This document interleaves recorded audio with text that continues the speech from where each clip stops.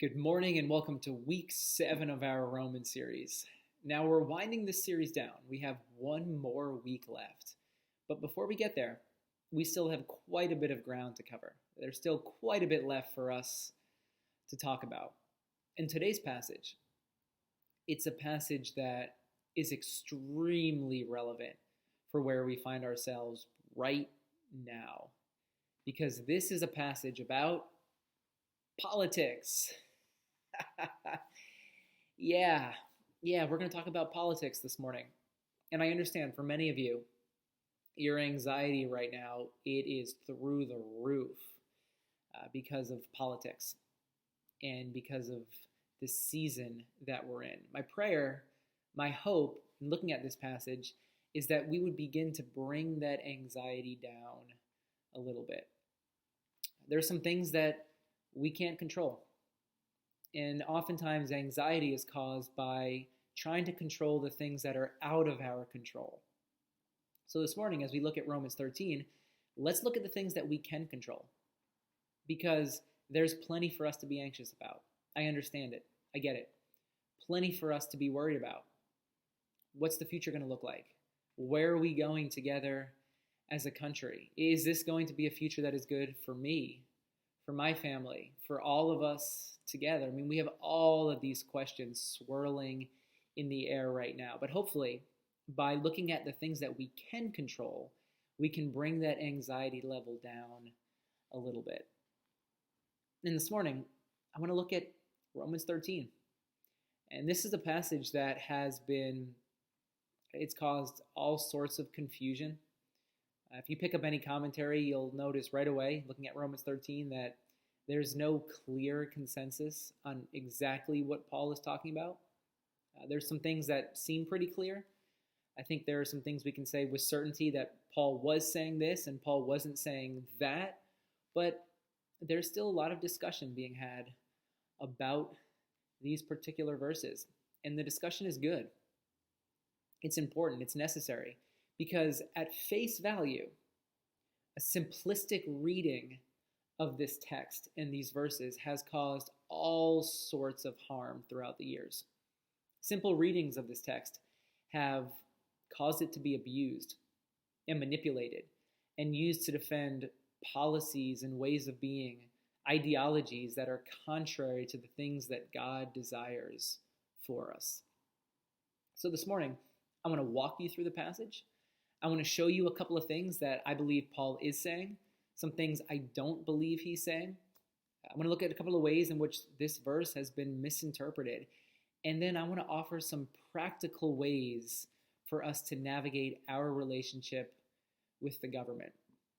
And I would argue our relationship with each other, because it's all interconnected. So let's begin by reading Romans 13, verse 1. Everyone must submit himself to the governing authorities, for there is no authority except that which God has established. The authorities that exist have been established by God. Consequently, he who rebels against the authority is rebelling against what God has instituted, and those who do so will bring judgment on themselves. For rulers hold no terror for those who do right, but for those who do wrong. Do you want to be free from fear of the one in authority? Then do what is right, and he will commend you. For he is God's servant to do you good. But if you do wrong, be afraid, for he does not bear the sword for nothing. He is God's servant, an agent of wrath to bring punishment on the wrongdoer. Therefore, it is necessary to submit to the authorities, not only because of possible punishment, but also because of conscience. This is also why you pay taxes, for the authorities are God's servants, who give their full time to governing. Give everyone what you owe him. If you owe taxes, pay taxes. If revenue, then revenue. If respect, then respect. If honor, then honor. Maybe you've heard this passage before. Maybe you haven't. Maybe this is the first time that you've read this passage. My guess is this passage comes as a shock.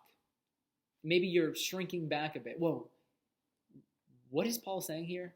Do I like what Paul is saying? Is Paul saying what I think he's saying? Is he saying, Submit to the governing authorities, blind obedience.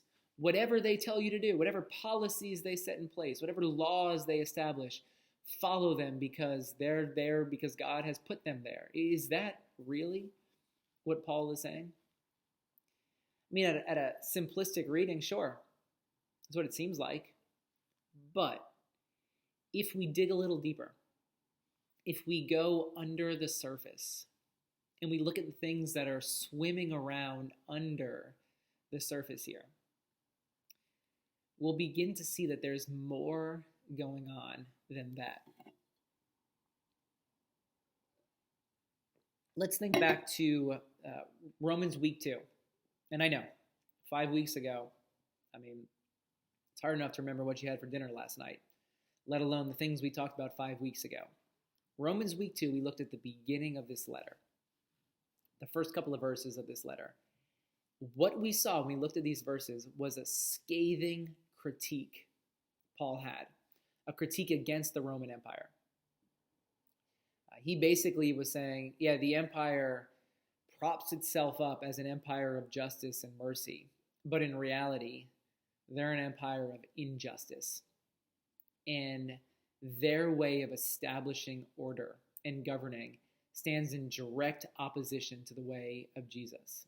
I mean, Paul belittles the Caesar by saying, I know you've heard it said that Caesar is Lord, but I'm here to tell you there's a new sheriff in town. There's a different Lord to pledge your allegiance to. It's not Caesar in his way of injustice. Rather, it's Jesus in his way of true justice and mercy. So, can we have Paul critiquing, and by critiquing, I mean strongly critiquing the Roman Empire right in the beginning of this letter, moving through the letter to Romans 13, where now we have Paul saying, these guys are great. Listen to them. Follow them. They know exactly what they're doing. They're going to lead you down the path of following Jesus. I mean, they don't add up. There has to be something else going on here. And then what about Paul's life? I mean, if we know anything about Paul's life, Paul's been arrested multiple times. He has suffered floggings, all because he's resisted. He hasn't taken his own advice here. He has not submitted. And then after writing Romans, Paul's going to be arrested, tried, and then beheaded by the Roman Empire. Why? Because he didn't submit. Because he didn't take his own advice. So did Paul just have kind of a weird moment where he went on a tangent? Maybe someone put something weird in his drink that night that he was writing Romans 13? Clearly, there has to be more going on here. So let's look at two things that I believe Paul is saying right here in these verses. First, Paul is arguing for the necessity of structure and order. Paul is saying structure, order, great thing. Really, really good thing. Paul's saying politics, it's a good thing. Because politics, it's all about how we govern our shared life. How is it that we organize our shared life together? So politics, it's a good thing. It's necessary. It's important. We have to figure out, we have to put certain policies and laws in place so that we can govern our shared common life. Now, Paul believes that politics, order, structure, the reason why they're a necessity is because we need to ensure the mutual flourishing of all people. Here's Romans 13, verse 4. Paul says, "For he," in speaking about the governing authority, "he is God's servant to do you good." What's the role of the government?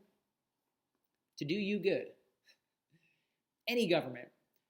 The role of the Roman Empire was to do you good. The role of the American government, to do good. And when Paul says you, he doesn't mean you simply you. He means you, all of us. The role of any government is to do good for its people. This was true of the Roman Empire. It's true for the American government that we all live under today. Every government, their purpose is to create a society that is just. This has a long, long biblical tradition. The king, the governing authority, was believed to be the one who was to embody and protect justice. Now here's Proverbs chapter 29, verse 4. By justice, a king gives a country stability. Obviously, by the time of, well, you had a Caesar, but now we don't have kings anymore. So what's the role of any governing authority? Whenever a governing authority leads us into justice, we have a country that is stable. We have a land that is stable. Justice is the thing that every government should be after. So what is Paul not saying? If Paul's saying those things, Paul is saying structure, good, role of government, to do good. Paul is then, on the flip side of it, he's not saying blind obedience.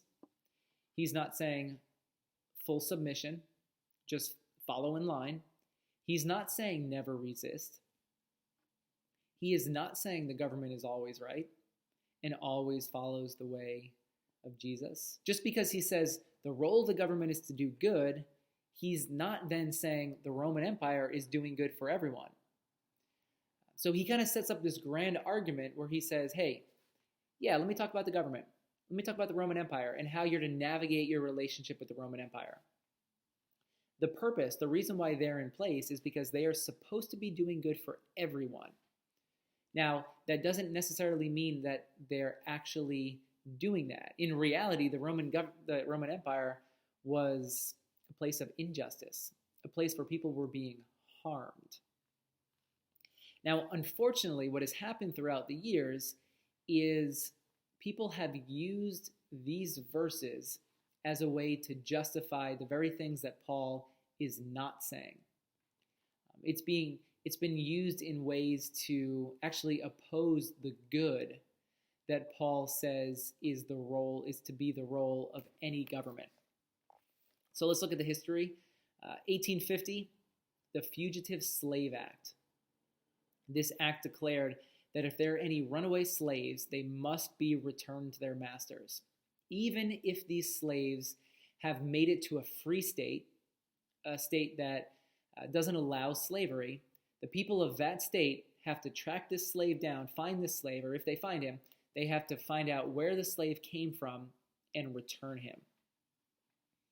And it was actually the role of the government who was responsible to make sure that all runaway slaves were returned back to their masters. Romans 13 was quoted by anti-abolitionists, people who were pro-slavery, people who were for slavery. They quoted Romans 13 and said, hey, the government has been established by God. It's put here in order to lead us. Don't oppose the government. Make sure that you follow their laws and return runaway slaves. Now, you had people who were on the other side of this argument, and they believed that they should be protecting runaway slaves. They should not be returning them. They should not return them back to slavery, but they should set them free. They were the ones who were doing good. I mean, for all of us today, no one is going to say slavery was a good thing. We're all going to oppose it and say it was wrong. Yet Romans 13 was used, as many other passages in the Bible have been used. Romans 13 was used to justify slavery and the harmful act of returning runaway slaves to their masters. It was Romans 13 quoted by those anti-abolitionists saying, the government's here by God, so you must listen to them, even if it goes against the things that you believe in. During the rise of the Nazi Party, Romans 13, quoted by German Christians in order to defend and support Hitler's policies. German Christians quoted Romans 13 in order to say, Hitler's the one in power, he's the governing authority, God has placed him here, so you must submit to him. You must follow wherever he leads us. Then in 2018, Romans 13 was quoted by the Attorney General at the time, Jeffrey Sessions in order to defend the administration's harmful immigration policy of forcibly separating children and parents at the border. Romans 13 was quoted as a way to say, this is what the government has set in place. God has established us as the governing authorities, and whatever we say goes. Whatever we say is God's law. Whatever we say is the words of God. Romans 13 quoted as a way to defend this evil, harmful, destructive act. Yeah, during all three examples, the people quoting Romans 13, no one decided to look at verse 4, which the role is to do good and to not do harm to people. See, what often happens when we abuse passages of the Bible is we rip passages out of their larger context, the larger story. We remove them, and they just become this disconnected text that isn't connected to the larger argument or the larger story that is being told. In Romans 13, there's a larger story going on than simply these 7 verses that we read. We read these 7 verses, but there's a context for these verses. There's something bigger going on here than just these 7 verses. What these 7 verses are bookended by, they're bookended by Paul talking all about love. Here's chapter 12 that comes right before the verses we read. Verse 17, do not repay anyone evil for evil.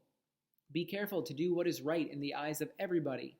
If it's possible, as far as it depends on you, live at peace with everyone. Do not take revenge, my friends.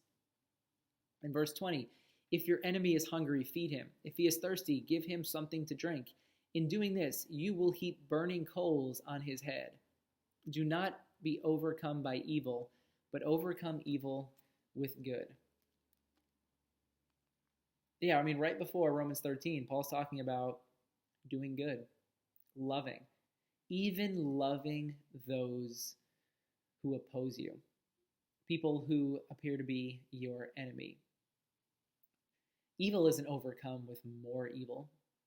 Violence doesn't bring peace. It's love that brings peace to the land. Verse 18, if it is possible, and again, talking about the things that we can control, if it's possible, as far as it depends on you, do everything within your power to live at peace with everyone. Don't go looking for a fight. Don't go and start an argument. Don't widen the gap. Do everything within your power to live at peace. Paul's telling these Christians, be people of peace. Don't go looking for a fight. And then verse 13, right after the 7 verses we just read, this is 13 verse 8, let no debt remain outstanding. I love this. Except the continuing debt to love one another. There is this endless debt we all have to love. How should you set your life up? To love. Is this not a theme that we have seen all throughout Romans during these past 7 weeks? And then it continues here, verse 10, 13 verse 10. Love does no harm to its neighbor. 2018, Jeff Sessions. This is the law, separating parents, children. This is the immigration policy that we have established. Yeah, what happened to verse 10? Love does no harm to its neighbor. Yeah, conveniently forgot to mention that one. Conveniently decided to leave that one out. Yeah, we pick and choose. All the time, we pick and choose the verses that we want to throw out there, that we want to spew on other people. But we miss the larger context. What's the role of government? To do good. What's the role of all the people living within that government? To love. To love.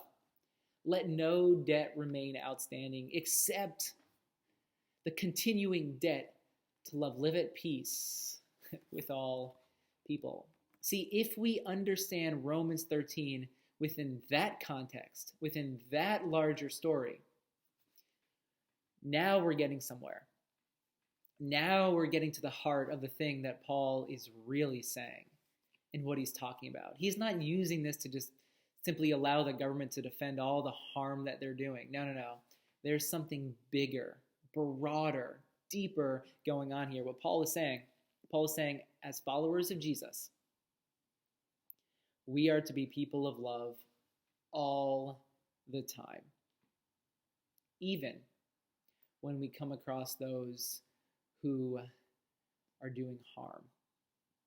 We are to respond with love. We're not to continue this spiral of violence.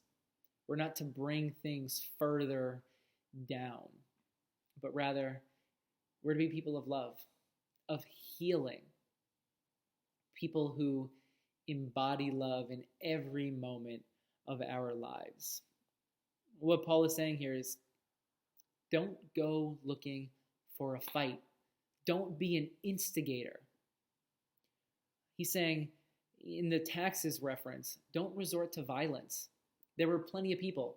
They were irritated, that's to put it mildly, by the Roman taxes. They wanted to start riots. They wanted to fight back. Paul's saying, don't do that. Don't be that way. In truth, what Paul's saying here, maybe this is a reason, commentators speculate this is a reason why Paul isn't more forceful and why he's a bit more cryptic right here, is because Paul didn't want to bring the wrath of the Roman Empire on the Christians. They were a small group of people. Imagine this small ragtag group of people going up against the forceful Roman military. This global military superpower. Paul's saying, hey, just live at peace. Live at peace. It's not going to end well for you.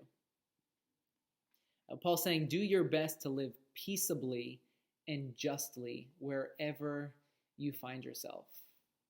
Maybe your anxiety is really high right now. I get it. I understand it. Yeah, there's a lot that's happening. There's a lot that's at stake.